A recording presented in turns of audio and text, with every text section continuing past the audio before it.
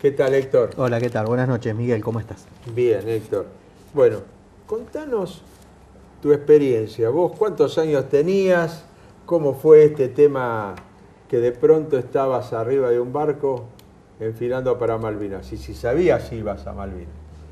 Bueno, en el año 82 contaba con 19 años, cumpliendo mi servicio militar obligatorio y cumpliendo este servicio militar en un batallón de infantería de marina, específicamente en el batallón 2 de infantería de marina, uno de los batallones que se les denominaba batallón escuela, porque los oficiales cuando egresaban de su carrera terminaban de completar su formación en este batallón, al igual que en el batallón de infantería de marina número 5, el BIN 5, que eran, bueno, batallones escuela y de primera línea.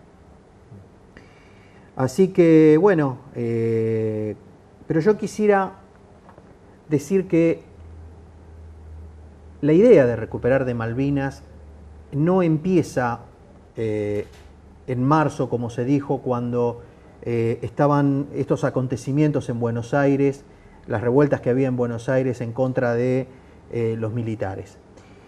La idea de recuperar Malvinas era un tema que ya estaba en carpeta desde hacía muchísimo tiempo, ante la intransigencia de Gran Bretaña en sentarse a la mesa del diálogo, y se acentúa aún cuando en los últimos días de marzo un grupo de operarios contratados por una empresa que tenía a su cargo el desmantelamiento de una factoría en las Islas Georgias del Sur, y que estaban con los permisos correspondientes, con las cédulas blancas que le otorgaba Gran Bretaña para poder trabajar en esa factoría y desmantelarla, son rechazados y se los acusa a estos operarios civiles de contar con armamento en el momento que llegaron a las Islas Georgias. Sí, porque hicieron una bandera argentina cuando llegaron para el desguace. Ese fue el primer motivo, digamos, claro, de contronazo. Pero vos, ¿cuándo te enteraste que, digamos, esta es la historia, está bien, pero tu historia personal, digamos, vos cuándo te enteraste que ibas para Malvinas? ¿Cuándo te embarcaste? Nosotros nos embarcamos el 28 de marzo, el domingo 28 de marzo. Esto se empieza a gestar en el mes de enero. Nuestro comandante se hace cargo del batallón el 26 de enero. El 29 de enero el almirante Busser le entrega un bosquejo y le informa que nuestro batallón había sido asignado como el núcleo de la fuerza de desembarco para recuperar Malvinas. Fecha probable de la ejecución, abril, mayo. Dados los acontecimientos, todo se sucede mucho más rápido de lo previsto. El 25 de marzo, mediados de marzo, tenemos una navegación al sur, en el Golfo, en la zona de Puerto Madryn, que es donde hacíamos las prácticas de desembarco. Una preparación previa, una prueba, un ensayo más o menos de cómo iba a ser el desembarco en Malvinas el 2 de abril. ¿Qué día me dijiste? Discúlpame. Eso fue mediados de marzo. Mediados de marzo, nosotros regresamos de esa navegación el 25 de marzo y el 27 de marzo recibimos la orden nuevamente de empezar a prepararnos para volver a salir, cosa que nos llamaba mucho la atención porque digamos que la actividad del batallón todavía para ese momento no teníamos que tener actividad y habíamos llegado en una navegación y nos dan la orden de volver a prepararnos para volver a salir a nuevo embarco. Eso es lo que nos llamaba muchísimo la atención y desconocíamos totalmente hacia dónde íbamos. Sí tenía un matiz de misterio, de cosa rara, porque se nos habían repartido las medallas identificatorias, cosa que hasta ese momento no habíamos tenido, que era lo que tenía nuestro nombre, nuestra religión, nuestro grupo sanguíneo, nuestro número de matrícula, nunca lo habíamos tenido. Y otra cosa que nos llamaba mucho la atención, que durante esa semana, durante esos días, ingresaba al batallón. El batallón estaba ubicado en Punta Alta, en la base naval, pero el batallón nuestro estaba en el medio de la nada, en el medio del campo. Y sucedía de que ingresaban al batallón y lo anunciaban por los altavoces. Acaba de ingresar al batallón el brigadier fulano de tal. Y nos preguntábamos, ¿por qué hace un brigadier, un personal de Fuerza Aérea en un batallón de Infantería de Marina en el medio de la nada? Por ahí después anunciaban el ingreso de un general del ejército. ¿Y ustedes tenían contacto con los familiares? No. El contacto que teníamos en ese momento era por carta, era... no. Esto nos llamaba mucho la atención. Y nos llamó, bueno, y el 28 de marzo, cuando llegamos a puerto, nos encontramos con un desplazamiento y un movimiento importante de gente y de material que estaban embarcados en el buque Cabo San Antonio, que era el buque que generalmente siempre nosotros hacíamos los desembarcos, donde recientemente también habíamos llegado, que era el buque que se utilizaba en ese momento para los desembarcos de Infantería de Marina. 28 de marzo llegamos a puerto con esta situación y a las 3 de la tarde zarpamos, sin saber hacia dónde. Y otra característica que tuvo esta navegación fue que de todas las navegaciones que habíamos realizado, si bien este buque tenía la característica de moverse mucho, porque no tenía quilla, era un barco redondo, era una gran palangana, se movía mucho porque era plano, porque necesitaba apoyarse en la playa para después poder desembarcar los vehículos, el material, todo lo que hiciera falta. Entonces no tenía quilla porque se posaba sobre la arena, sobre la playa, entonces no podía tener quilla y eso generaba que tuviera mucho más movimiento. Esta navegación a Malvinas, nosotros salimos, el domingo a la noche el buque ya se había comenzado a mover, algo por lo cual estábamos acostumbrados a que tenga ese tipo de movimiento, pero en la medida que se iban sucediendo los días, el buque se movía muchísimo más. De una escala de 1 a 10, navegamos con un mar 8, comenzamos ya el lunes a sentirnos bastante mal, nos empezamos a descomponer y bueno, empezó lo que es el mal del mar, que es el vómito. Claro. Sumado a esto el encierro, porque no nos permitían salir a la cubierta del buque por las condiciones climáticas, que se corría el riesgo de irnos al mar y que nadie nos viera. Entonces teníamos terminantemente prohibido salir a cubierta para tomar aire, para poder sentirnos mejor. Bueno, así que se fueron sucediendo los días con un mar bastante complicado, nos sentíamos muy mal, sin saber siquiera todavía hacia dónde íbamos. Yo particularmente creía que era una cuestión con Chile, veníamos del año 78, de estar a punto en un conflicto bélico por las... Se paró por 24 horas antes. Sí, por el canal del Beagle, claro. por las islas Picton, Lennox y Nueva, que habían estado en conflicto en el 78. Pensamos que íbamos a ocupar alguna de esas islas, yo lo había canalizado por ese lado, nunca pensé en que esto tenía que ver con Malvinas. Llegamos al día jueves, 1 de abril a las 6 de la tarde, cuando ahí el almirante Busser, que era el comandante de la Infantería de Marina y quien fue quien preparó, ideó y estudió cómo se debían de recuperar las islas, nos da la arenga y nos enteramos en realidad de cuál era nuestra misión. Vos trajiste el material de lo que dice el audio original de Carlos Busser. De Carlos Busser. Bueno, escuchamos este material.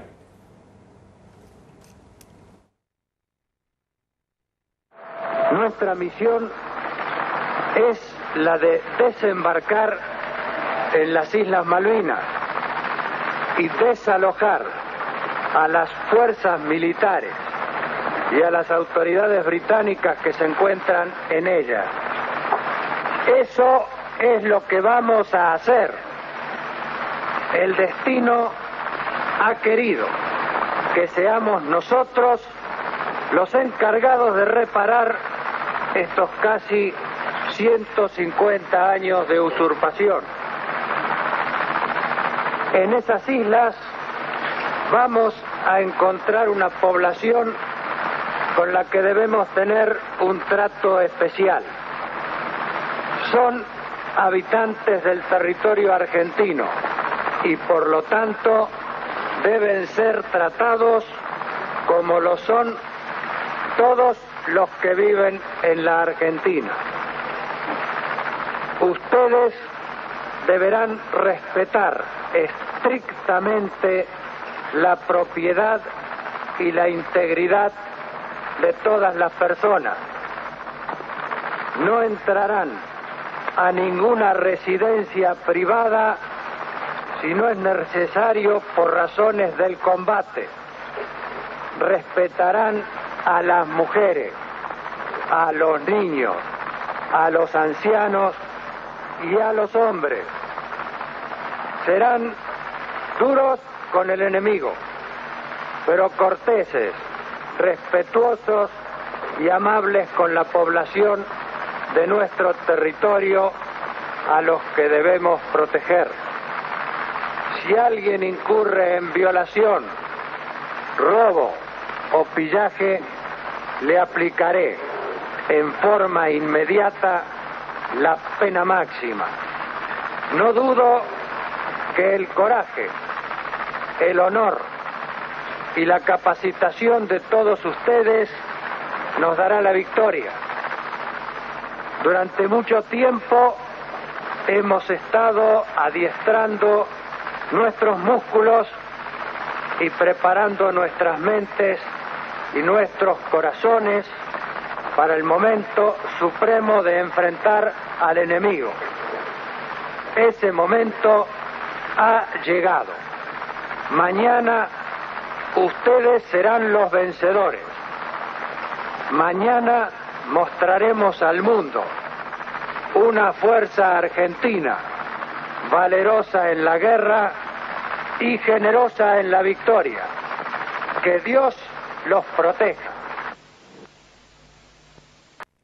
Bueno, este es el audio original, ¿no? Es el audio original. ¿Qué sentís al escuchar este audio vos? Vos, hoy con 51 años, ¿qué sentís que pensaba ese chico de 19 años, ese muchacho de 19 años? Bueno, mirá, la verdad es que puedo estar escuchándola infinidad de veces y es inevitable que a uno lo traslade a ese momento y se le ponga la piel de gallina, ¿no? Un momento muy fuerte, porque a partir de ese momento sabíamos que íbamos a entrar en las páginas de la historia y que íbamos a realizar un hecho importantísimo, que era ni más ni menos recuperar las Islas Malvinas. Y que, bueno, y que estábamos preparados, porque ciertamente la infantería de Marina era bastante estricta y bastante dura, y nosotros teníamos un año de colimba. Yo había sido incorporado el 1 de abril del 81, o sea que acá en el distrito militar de General San Martín. Cuando recibí esta arenga... Recordemos que en esa época, ¿no es cierto?, la colimba duraba un año, pero en la Marina, eran 2 los años que duraba lo que se llamaba el servicio militar obligatorio. Con lo cual vos tuviste el primer año de instrucción y cuando comenzabas tu segundo año te ocurrió esto de estar, como vos decís, entrar en la historia, a entrar en Malvinas. Sí, 14 meses. En realidad en ese momento ya la habían bajado, eran 14 meses y estábamos con la cabeza más que nada pensando en volver a casa, pensábamos ya en la baja. Así que nos encuentra con un año de servicio militar bastante, bueno, ya al momento del desembarque. Llega el 2 de abril. ¿Qué pasó, Héctor? ¿A dónde te destinaron? ¿Qué hiciste? Bueno, previamente, después de eso, de la arenga se nos indicó qué vehículos anfibios íbamos a ocupar cada uno para el desembarco. A las 12 de la noche desembarcan nuestros buzos tácticos, nuestros comandos, que tenían la misión de señalizar la playa para el desembarco. El mar ya estaba calmo, después de la arenga, parece increíble, ya no era que no comíamos ni estábamos preocupados por el mar, sino ya la mente, el mar ya no se movía, pero teníamos otra preocupación que era la del combate. Sabíamos que los ingleses sabían, por información norteamericana, sabíamos que los ingleses nos estaban esperando, digamos que el factor sorpresa se había perdido, y que íbamos a tener enfrentamiento y que, bueno, íbamos a tener seguramente que entrar en combate. Esas eran las grandes preocupaciones donde uno comenzaba a pensar qué iba a pasar. Aparte, entrar en combate en una situación también especial, donde se trataba de no derramar sangre enemiga. Es muy raro esto de entrar en combate con la prioridad de no derramar sangre enemiga. Sí, teníamos todas estas premisas que se escuchaban, respetar la integridad de las personas, lógicamente, respetar un montón de cosas, y bueno, y tratar también de no provocar bajas para mejorar la futura conversación, negociación con los ingleses, mejorar el campo, ¿no? Sí, en realidad este era el objetivo, o sea, ocupar las islas, el objetivo original, y después sentarse a negociar. Bueno, pasó lo que pasó por la soberbia y la mala información, evidentemente. Síguenos relatando, ¿dónde vas vos? ¿Dónde sos destinado? Bueno, me toca el vehículo 19, formo parte, a las 6 menos cuarto, a las 4 de la mañana nos despiertan, igual de todas formas nadie dormía arriba del buque, no claro. Se durmió esa noche. A las 4 de la mañana nos levantamos, 6 menos cuarto tomamos posición cada uno en nuestro vehículo y es cuando ya una vez que todos teníamos ya ocupadas nuestras posiciones, se comienza a generar el desembarco. 6:30 de la mañana estábamos pisando playa. Tuve el honor de integrar lo que es la primera ola en el desembarco. Fui uno de los segundos conscriptos que pisó las Islas Malvinas. Y bueno, 6:30 de la mañana estábamos pisando playa. Comenzamos a avanzar hacia Puerto Argentino. Empezamos a escuchar mucho más adelante las detonaciones, que eran el combate que estaban realizando nuestros comandos con las fuerzas británicas. Se nos da la orden de embarcarnos nuevamente porque no teníamos resistencia en esa zona de la playa. Para protegernos se nos embarca en nuestros vehículos. Comenzamos a avanzar hacia Puerto Argentino y por el altavoz, por la radio que llevamos dentro del vehículo, ya encontramos con detonaciones y ahí se nos da la orden de desembarcar. Entonces baja la rampa del vehículo y comenzamos nuevamente el desembarco y nos vamos encontrando con distintas situaciones. Es ahí cuando el vehículo 07 es alcanzado por 92 impactos, donde tenemos nuestros primeros heridos. Y vamos avanzando hacia Puerto Argentino, desarrollando distintas actividades que teníamos que hacer, encontrándonos con ofensivas británicas. Ahí nuestro suboficial encargado del batallón, el suboficial de Filipo, nos encontramos con una posición británica, con una ametralladora que no nos dejaba avanzar hacia Puerto Argentino, y enloquecido el suboficial de Filipo con su cañón 105 le tiraba, y era un cañón con el cual hacías 2 disparos y tenías que cambiar de posición porque delataba enseguida la posición, se veía el fuego, entonces era de mucho riesgo para quien estaba disparando. Entonces le daban la orden por radio de cambiar de posición, pero él no, él seguía ahí firme con su cañón tirando para obligar a los ingleses a abandonar esa posición y no nos generaran bajas.